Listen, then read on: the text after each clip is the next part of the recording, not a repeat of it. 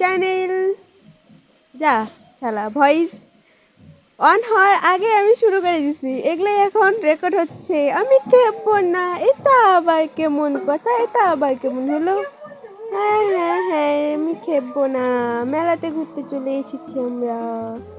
দেখো কত সুন্দর সুন্দর টেডি বিয়ার। এখানে কত মানুষজন, কত লোক। যদি পাশের বাড়িতে কীর্তন হচ্ছে, এখন আমার ভয়েস দিতে কি অসুবিধা হচ্ছে। তারপরে আমরা চলে এসেছি খেতে, প্রসাদ খেতে। এখানে একটু দেখিয়ে দিলাম ঢঙ্গিকে।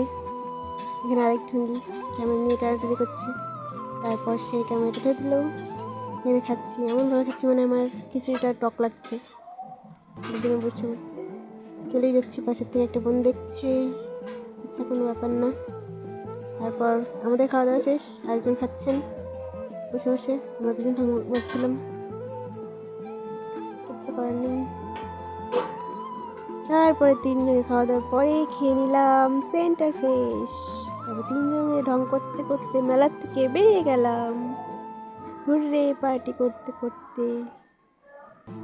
আমার গল্প শেষ হয় না, সব জায়গা থেকে গল্প। চলো कोई बात नहीं।